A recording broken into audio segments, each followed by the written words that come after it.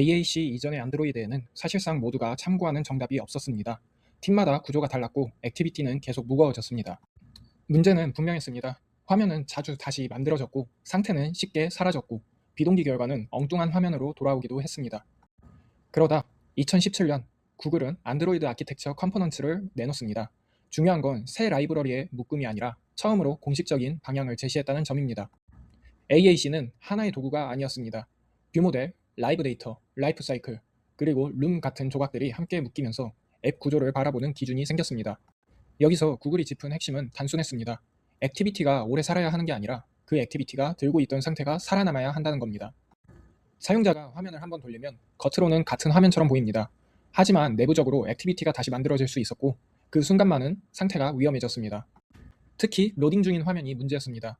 입력값, 로딩 상태, 응답 결과, 그리고 사용자가 어디까지 진행했는지가 회전 한 번에 끊기기 쉬웠습니다. AAC가 밀어준 방향은 액티비티와 프래그먼트를 가볍게 만드는 것이었습니다. 화면은 화면답게 그리고 오래 살아야 할 상태는 바깥으로 빼자는 흐름이었죠. 그 첫 번째 핵심이 뷰 모델입니다. 뷰 모델은 화면을 위한 상태 컨테이너입니다. 회전이 일어나도 새 화면이 이어받아야 할 데이터를 붙잡아 줍니다. 이렇게 되면 액티비티는 더 이상 상태 창고가 아닙니다. 상태는 뷰 모델에 있고 액티비티는 그 상태를 보고 화면을 그립니다. 역할의 중심이 바뀌는 겁니다.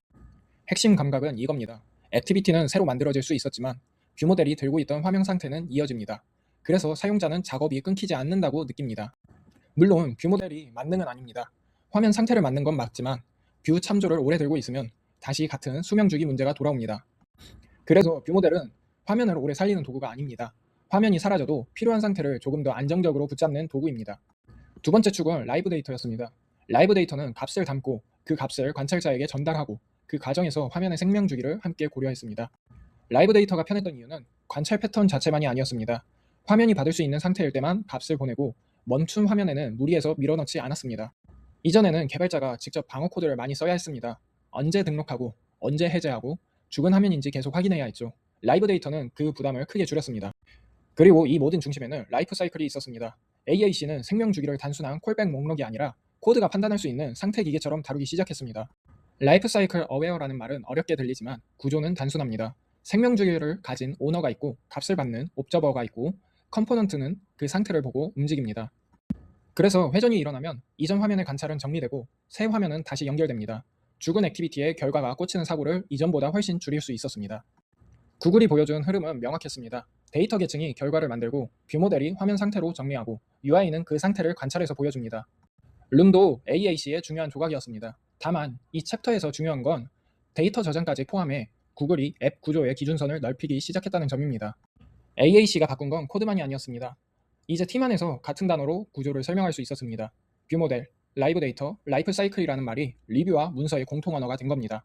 물론 AAC가 모든 문제의 최종 답은 아니었습니다. 레이어를 어떻게 나눌지, 도메인 경계를 어디에 둘지, 대규모 앱을 어떻게 키울지는 여전히 남아 있었습니다. 그래도 변화는 컸습니다. 공식 문서와 샘플 앱, 그리고 현장의 코드 리뷰가 처음으로 비슷한 방향을 바라보기 시작했습니다.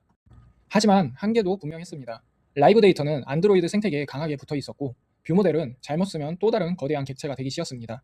AAC는 방향을 줬지만 아키텍처 판단까지 대신해주지는 않았습니다. 그럼에도 AAC가 중요한 이유는 분명합니다.